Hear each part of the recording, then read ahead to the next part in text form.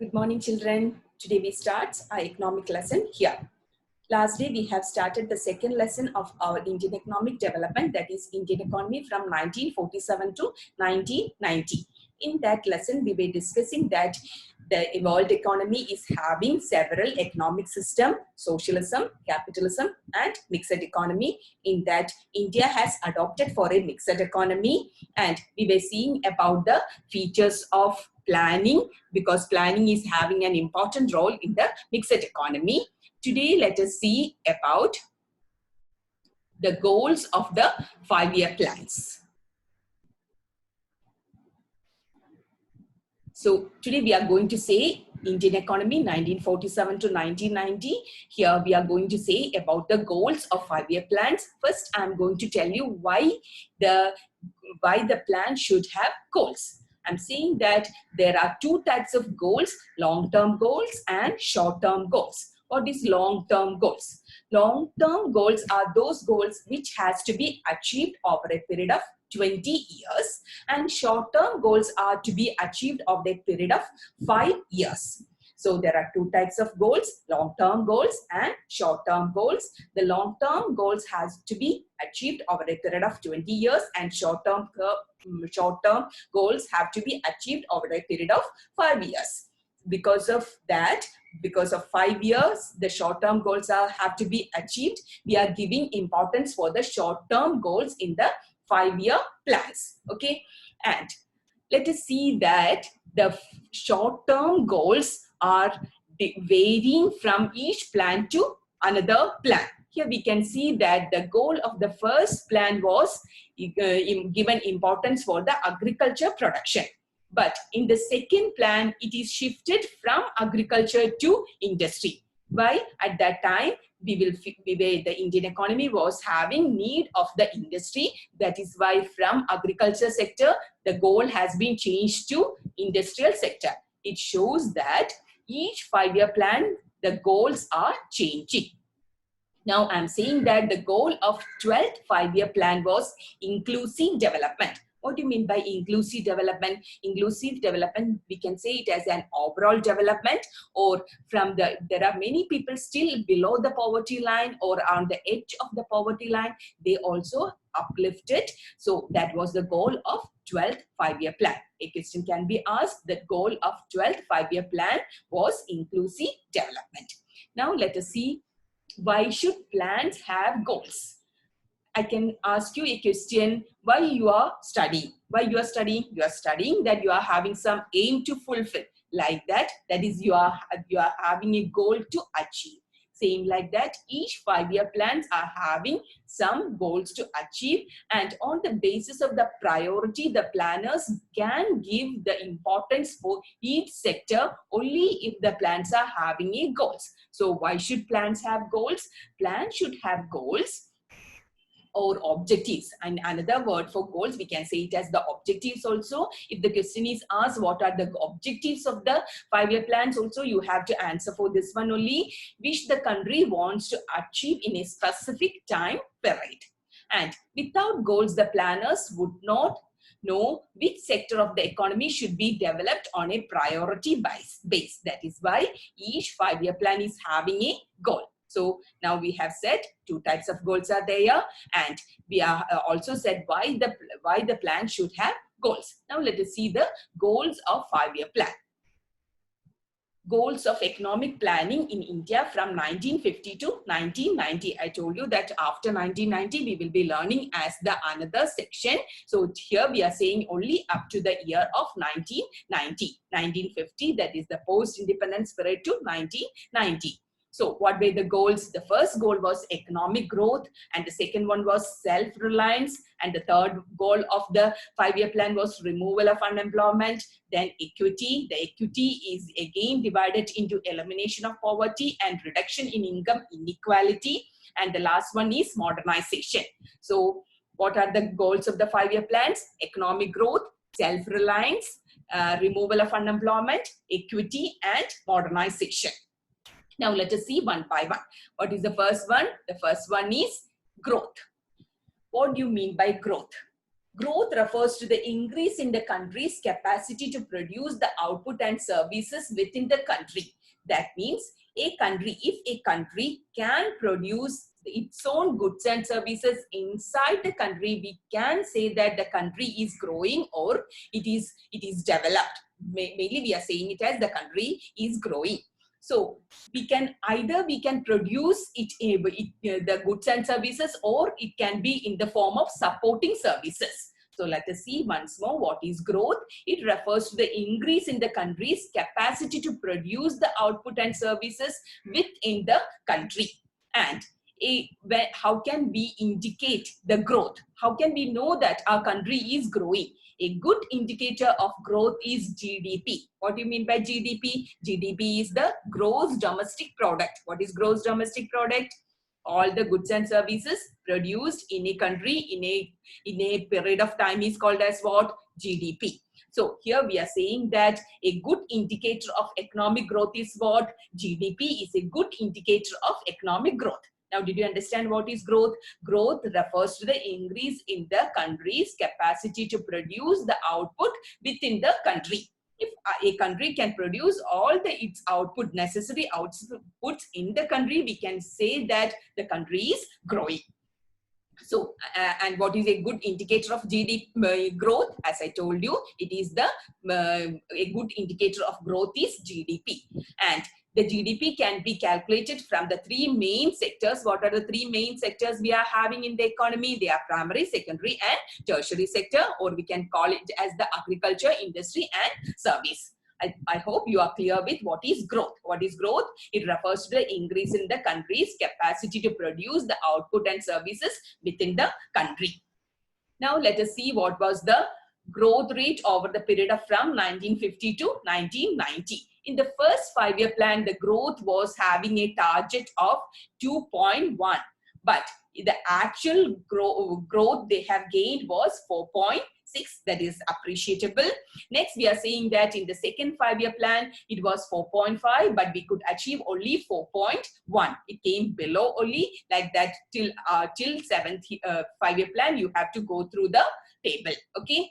Next, I'm saying about the self-reliance. Second goal of 5-year plan is what? Self-reliance. The first one we said it as the growth, and the second one is self-reliance. In self-reliance, we are saying that a nation can promote economic growth and modernization by using its own resources or by using resources imported from the other nations. A country can promote economic growth in two ways. Either the product should be produced inside the country, or we can import the things from outside the country. So if I'm saying that whatever necessary things are needed for the country, if we are producing it inside the country and we are not exporting anything from the other country, we can say that the country is having self-reliance. So what do you mean by self-reliance? If a country could produce all its necessary things within the country, we can say that the country is having self-reliance. Okay, so what is self-reliance? I'm saying that a nation can achieve growth and modernization by using the resources from the country, or it can import from the other countries. If the country is producing all the outputs needed for the country within the country, I can say that the country is having self-reliance. Next, I am saying that in the first 7 5-year plans gave importance for the self-reliance, which means avoiding imports of goods and services which could be produced in India itself. In the first 7 5-year plans, India did not want to import the things from the other countries. There are one main reason for that. India was having a fear that if we are importing the things from the other countries, we are losing our sovereignty, or our sovereignty will be vulnerable. That is why what happened? India has given importance for the self-reliance in the first 7 5-year plans. Okay, so what was the first goal of 5-year plan? It was growth. I hope you remember what is growth. Next one is self-reliance. Self-reliance means producing the goods and services within the country is called as what? Self-reliance. And the next one, the next goal of 5-year plan is removal of unemployment. Removal of unemployment was not given much importance in the first plans, because the country, the economists thought, or the planners thought, that the removal of unemployment will go on when we are having improvement in other sectors. The removal of unemployment will abolished. But what happened? It did not work out like they have thought. So I'm saying that removal of unemployment has given an indirect approach. But in the beginning, it has given, the removal of unemployment has given an indirect approach, but unemployment increased with the passing of each plan. But what happened? As the each plan were going on, the unemployment rate was also increasing. Then they came to know that it is not possible to solve the problem without giving importance for the problem of unemployment. So in the sixth plan, 2 special programs were adopted for the creation of more employment opportunity. What are they? IRDP. What is IRDP? Integrated Rural Development Program. It is a rural development program. It is also called as a self-employment program. That means in the rural area, the government has provided self-employment for the people, those who are living below the poverty line. And NREP, that is National Rural Employment Program. It is a wage program. That means the government will be providing job for them, and the wage will be providing. Like that, from the sixth plan, the government has given for 2 programs. What are they? IRDP, Integrated Rural Development Program, and NREP, National Rural Employment Program. One is a self-employment program, and the another one is a wage-related program. So removal of unemployment, first we did not give importance for that. As the plans passed over, what happened? The unemployment also increased. After that, from the sixth plan, we have given importance. As a result of that, 2 programs were launched, IRDP and NREP.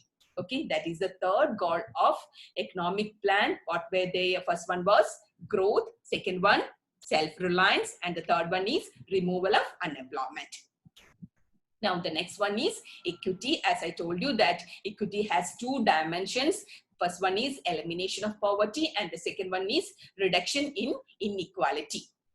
So you know that reduction, what do you mean by equity? What is equity? That means equal role given to all are called as equity. Here the goal of, the next goal of 5-year plan was equity. Here, if we want equality, what should be there in India? We can see that there are different sectors of the people, those who are living below the poverty line, there are those who are living above poverty line, and those who are very rich also. So equity wants that there should be equality in all the sectors of the people. Still, we could not achieve that, and that is why it has been given as a goal in the 5-year plan. The first one is elimination of poverty, and the second one is reduction in inequality. Reduction in inequality. Okay.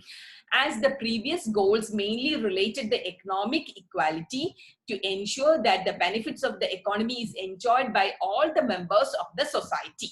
In the first plan, all the first plans have given importance for what? It has given importance for the economic development. We did not go through the society or to the people individually. To the people, the plan did not reach. One of such plan which directly came to the people or the society is equity. That there comes the role of what? Elimination of poverty. Then inequality in the distribution of wealth should be removed. As we know that still it could not be removed, there is inequality in the distribution of wealth. Some people are having more wealth, and the poor people are becoming more poorer, and the rich people are becoming more richer. So still equality could not be achieved, but it was one of the goal of the 5-year plan. What was the first goal of 5-year plan? The first goal of 5-year plan was growth. Second one, self-reliance, and the third one is equity.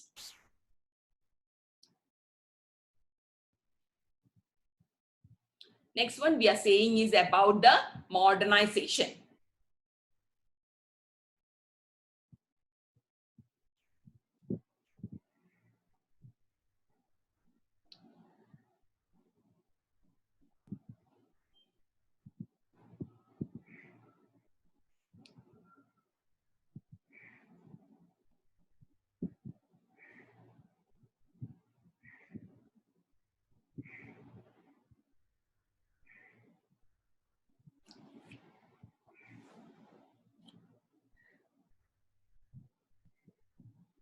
So we were saying about modernization. What do you mean by modernization?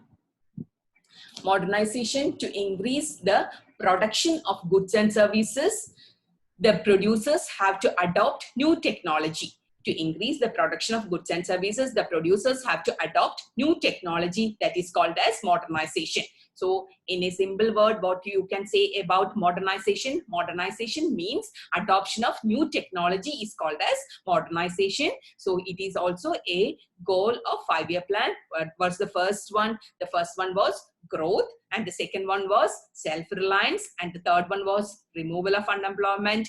The next one was equity, and now we are saying about the modernization. What is modernization? Adoption of new technology is called as modernization.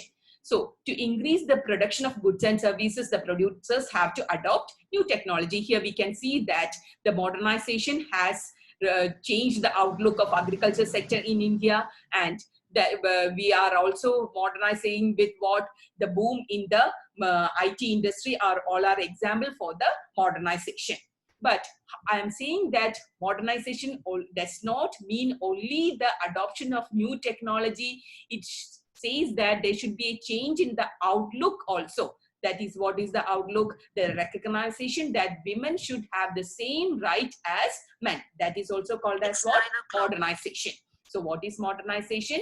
Adoption of new technology is called as modernization. Example, we can say it as the agriculture technology adopted and the boom in the IT industries. But here once more I'm saying that modernization is not only the adoption of new technology, it is a change in the outlook of the people also. The women also should have the same role as men. Then we can see that the society has acquired modernization. The next one is, that was the last one. So what were the goals of 5-year plans? First one, growth. Second one, self-reliance. And the third one is removal of unemployment and equity. Equity is having 2 dimensions: elimination of poverty and reduction in inequality. And the last one is modernization. So we have finished the goals of 5-year plans. Hope it is clear for you. Important part, what are the goals or the objectives of 5-year plans? You will be writing in detail about growth. Next, you will be saying about self-reliance. Next, you will be saying about removal of unemployment, equity, and modernization. Like that, we have finished the goals. Now we are coming to the next part, that is agriculture. We know that Indian economy has been divided into 3 sectors: agriculture, industry, and service sector. Today we are going to say about agriculture. So we know that at the time of independence, the Indian economy's agriculture was stagnant. So something should be done with the agriculture. So reforms has been started by the planners. That is what we are going to say today. In what all changes has happened in the agriculture sector, we are going to say now.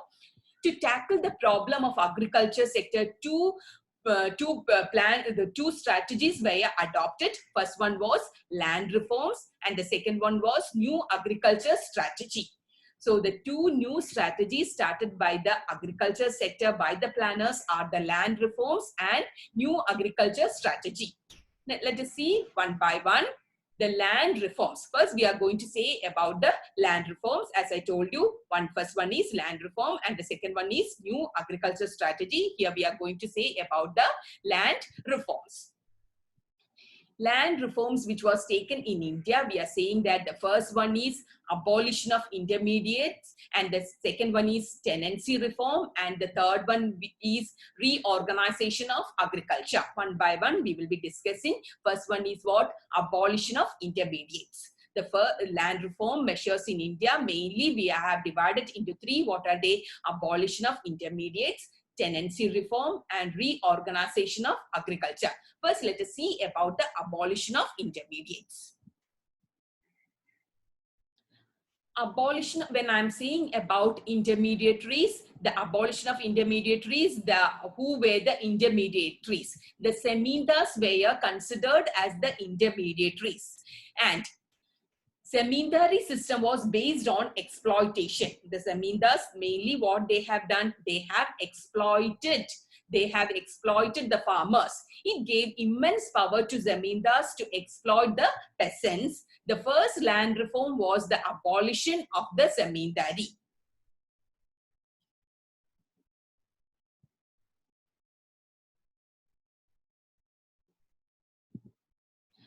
So what abolition of intermediates, Zamindari system.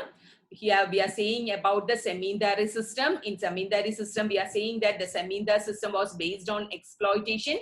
It gave immense power to the Zamindars and they have exploited the peasants. And the first land reform was the abolition of Zamindari. So in abolition of intermediates, the first one is what? Abolition of Zamindari. And the second one, that is tenancy reform. Once more, let us see the flow chart. Here we are saying that land reforms are divided into abolition of intermediates, tenancy reform, and reorganization of agriculture. Here, first one we said about the abolition of intermediates. In abolition of intermediates, I said that the abolition of Zamindari system was the first priority given. And the second one we are going to say is about tenancy reform. In tenancy reform, we are having three. Look here.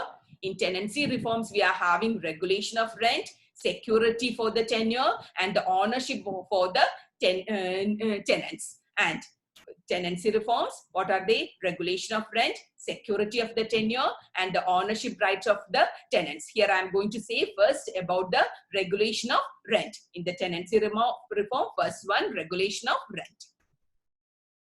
In regulation of rent, in the pre-independence period, the rent charged by the Zamindars from the tenants were exorbitant. That means an extra rent was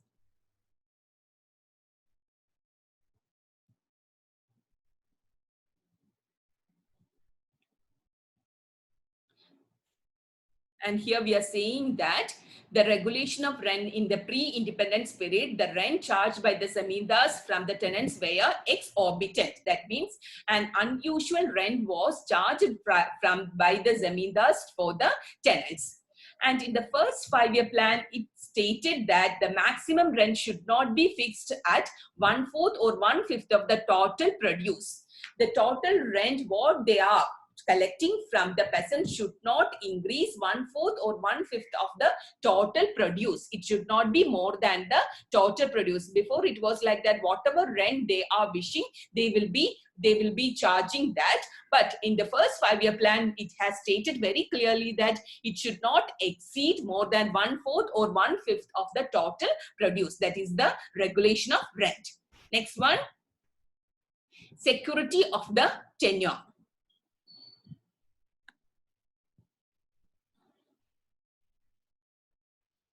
In security of tenure, we are saying that the tenure should not be thrown out of the land. They should be, sometimes it happens that the Zamindars, after a particular period, they will be saying that we will do the farming process will be done by the Zamindars and we do not want the tenure over there.